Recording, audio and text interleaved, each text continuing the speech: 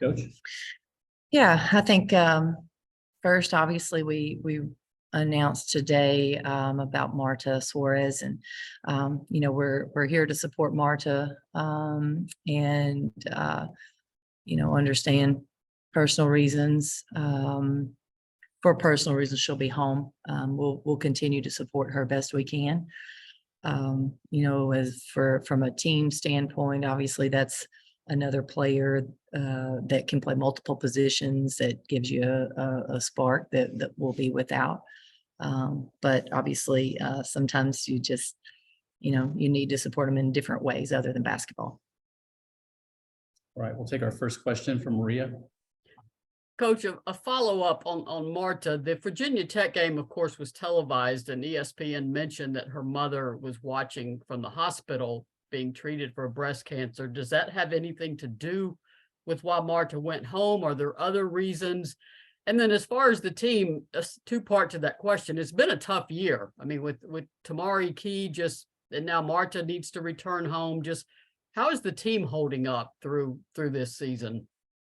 Yeah, I mean, first, I think personal reasons could encompass several things, but I think the team is, they've been pretty resilient. They've been bending, not breaking, through a lot of things, and I think they do care for one another, and they hurt when their teammates are hurting.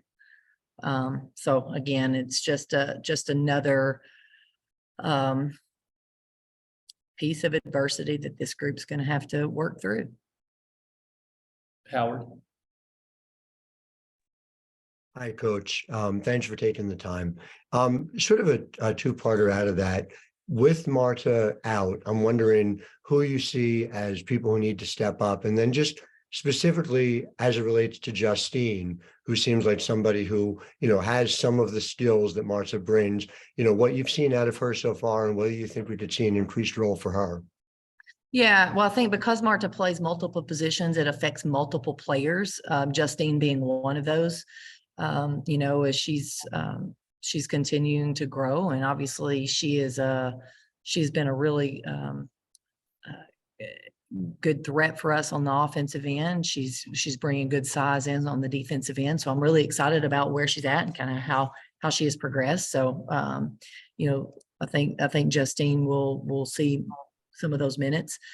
Also, I think Jillian Hollingshed will as well, because Marta also played a little bit at the 4 slot, and so now those minutes will be distributed. You have Sarah and Jillian, and then even Jasmine Franklin to a certain extent. So I think we have players that have good experience, that have had good production, that will just step into that role.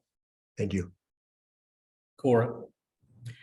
Obviously, this team has faced a lot of adversity throughout the season, on the court, off the court, losing players, things like that. But it seems like through it all, they've found their identity. The wins are coming, and there's like a very palpable joy among the team of, getting these wins and moving in the right direction. How have you kind of seen them adapt and, like you've mentioned before, kind of rise to the challenge to overcome that adversity and become better? Yeah, I think I think that's absolutely correct. I think they are.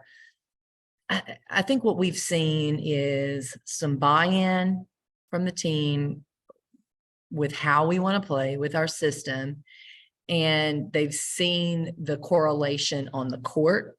Not always wins, but definitely some wins, and our performance is being better. So I think I think that has given them a lot of motivation. And I think you said it right. I think joy when you get those wins, when you buy in and you're playing the way you think you need to play, and you can see success, and that success come with wins. I think that's makes a group happy.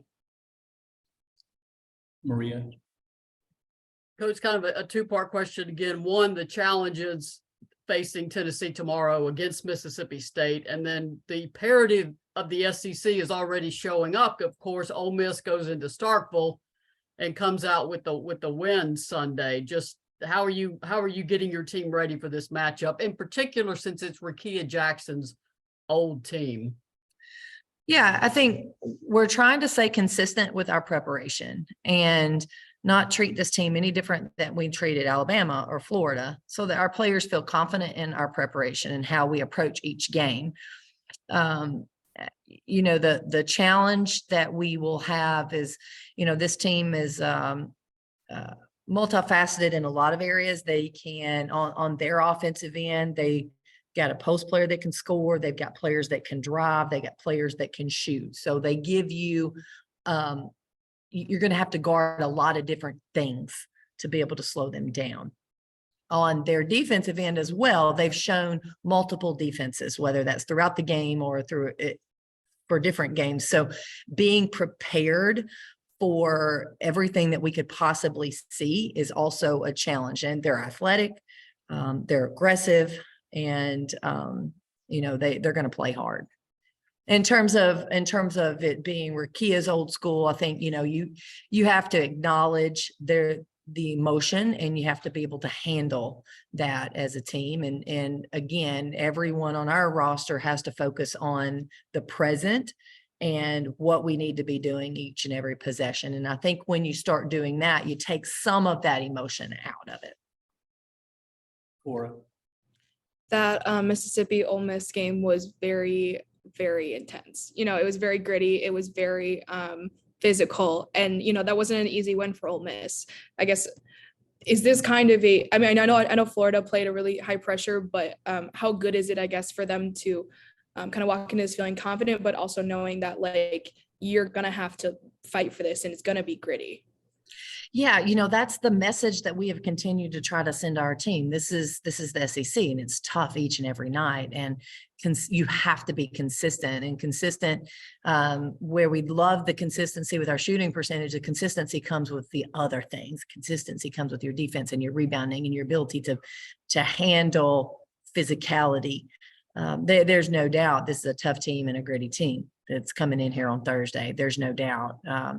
You know, hopefully our team understands that and is prepared. Howard. Just to go back to Rakia for a second, you know, she's been so much more efficient in your offense than she was at Mississippi State. I know a part of that is the way in which you guys are utilizing her, which is different, which is in many ways kind of a more traditional five. If you could just talk to me about her buy-in on that end and sort of the way in which you guys have developed what her role has been for you guys. Yeah, I think, you know, Rakia trusts us and to help her and put her in position to be successful. I think what we've been able to do is that's really helped us. We've moved her around quite a bit. We're playing her on the perimeter. We're playing her in the post. We're taking advantage of the versatility of not just Rakia, but of her teammates, and putting her in position that, you know, is either attracting other defenders or giving her one-on-one opportunities. And I think our team has played well recently in that regard, in terms of looking for those opportunities for her and her other teammates. And, you know, we've shared the ball well. That's where Rakia will also, if she has somebody open, she'll find them. She'll make that pass as well. So I think, you know, we're continuing to challenge her and in different ways to be good, but obviously we've loved the efficiency. And just related to that, Jordan's numbers on the efficiency side are up fairly significantly over last year and honestly throughout her career. Is that just Rakia changing the center of gravity? Is that a large part of it for that? I think that's part of it. I think Jordan has also grown and matured. We've moved her around quite a bit this year. She's playing a lot of off guard, which allows us to, very similar to Rakia, we can take advantage of a matchup opportunity with Jordan as well on the perimeter and the post. But I think playing with confidence, I think they play well together, but it's not just them. You know, it's a Sarah Puckett, it's a Tess Darby, it's Jillian, it's, you know, our point guards. I think right now we've got a lot of people that are trying to find their space and working well together. Appreciate it. Thank you. Maria. Coach, you have taken hits to the roster, but obviously you've played 2 games without Marta in the SEC already. You've also played multiple games now without Tamari Key. How would you assess the post players right now? I realize you're doing it with multiple pieces, but how would you assess the post players in terms of making up for the absence of Tamari? Well, I think it's going to look different. I think first off, we have to understand it's going to look different, and we have to utilize the strengths of the post players that we do have. And I think, you know, Caroline Striplin has come in and she's been vocal defensively. She has given great effort. She's done a nice job on the boards.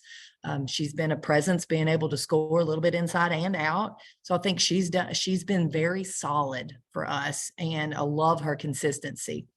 Jillian Hollingshed has come in and given us a punch offensively. She gives us size and length on the defensive end and on the board. So love where she's moving towards. Jasmine Franklin, I think over the last 5 games, she has 19 O boards. So we know she's given us a presence on the paint, on the boards. So like where she's going. And then you're able to take Sarah Puckett, Rakia Jackson, Jordan Horston, and move them in and out of the post as well to give us some versatility. So I like where we're going. I like the way the group is trying to rise to the occasion and rise to the challenge. They can't grow. They're not going to grow to be Tamari's size in the next week or so. That's not going to happen. So we've got to go with what we have, and we got to work with what our strengths are and try to take advantage of that where we can. Caroline Striplin had one game recently, she had 6 assists. And, you know, that's where you give and you take when you have different players in. Cora. Kelly, you've talked about since the beginning of the season how much versatility you have on this team. And I think now we're really seeing all the different versatility you have kind of working together and kind of, you know, really working, especially through SEC play. Was that just a time thing, or was there anything that helped you guys kind of figure out, you know, this is going to make everything work together? Was just kind of like a time and chemistry building thing? Yeah, I think it just took a little bit longer than we had thought, to be quite frank, and a little bit longer than we had hoped. But I think the good thing is there was still buy-in. Our team still believed, and they're still fighting and to try to figure it out, as were the staff. I mean, same thing for us, as we were trying to put this puzzle together. A lot of really beautiful, shiny pieces, but we're, you know, they've got to fit together. And we knew that was going to be a challenge coming in. We understood that. And it's taken a little bit, but I think now you can see what it could be. And you can see those moments of, oh, that's really nice. So we're not done. We have not arrived by no stretch of the imagination. We have a lot left in front of us. There's a lot of basketball to be played. And, you know, for us, we talk about it probably daily, about the urgency to keep working to get better, and not ever letting any kind of complacency set in, just to make sure that we're always fighting to find a way to be a better basketball team. Karthik. Hey, Coach, can you hear me Karthik. all right? Coach, can you hear me all right? I can. Okay. Hey, you know, Suarez missed all of last season with that lower body injury, and then also, you know, having to step away temporarily from basketball now. How difficult has that been for you to, you know, see her have to go through so many, you know, trials and tribulations through her basketball journey? Yeah, obviously things have been challenging for her. Her first year, she couldn't finish the season the way she wanted due to injury, and then missed another year, and then now needing to go home. It's been a lot. It's been a lot. And, you know, I personally can't imagine going halfway across the world and, you know, dealing with that. So she's an unbelievable young woman, and she's tough, she's competitive, and intelligent and resilient, to be quite honest, resilient. And I think I can't say that I would be able to do the same. Maria. I didn't know this, Coach, until I read Eric Trainer's news release, but this was the first SEC Player of the Week award for Rakia Jackson, which I honestly was a little bit stunned by. I know the points are impressive. Everyone knows she can score, but the 75% field goal percentage, is that just sort of eye-popping that a player can shoot that well over a 2-game span? Yes, yes, it is. It's unbelievably impressive. And it's not like they're not guarding her. I mean, people are really keying in on her and trying to make things difficult, and she was still able to do what she did this last week. So extremely impressive. The efficiency is, I do think her offensive efficiency is one of her strengths.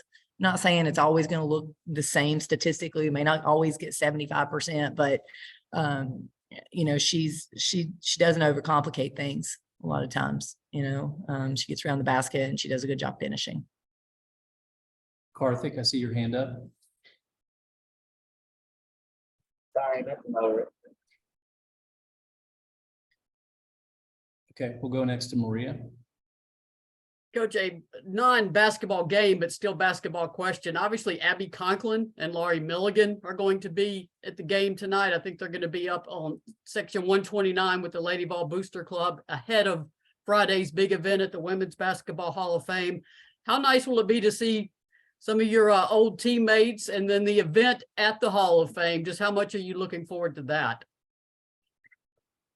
You know, when you're in the trenches, so to speak, with a group, and you have a group that went through what we went through, it's you're bonded for life. And you know, I think Brene and LaShonda, Abby, Lori will all be there. Misty, I'm really excited to see some of my former teammates, and I'm so overwhelmed by their support. And I'm so appreciative to who they are and how they continue not just to support me, but obviously the entire program. They want this program to win, as do all of our alums. I mean, you know, that's the thing about Tennessee. You just love it. You're just passionate about it. And but it's really special to have your teammates here and to be here. So I know it's not easy. You've got a lot of them traveling.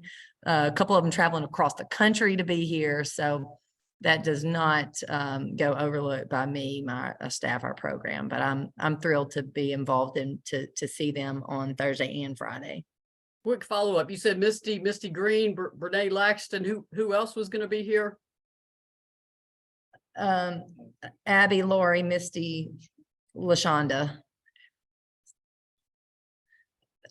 There might be somebody else, but that's what I Okay. remember at this point. So LaShonda Stevens is coming up from, okay, perfect. All right. Thank you, Kelly. All right, thank you all very much. You have a great day. We'll see you tomorrow.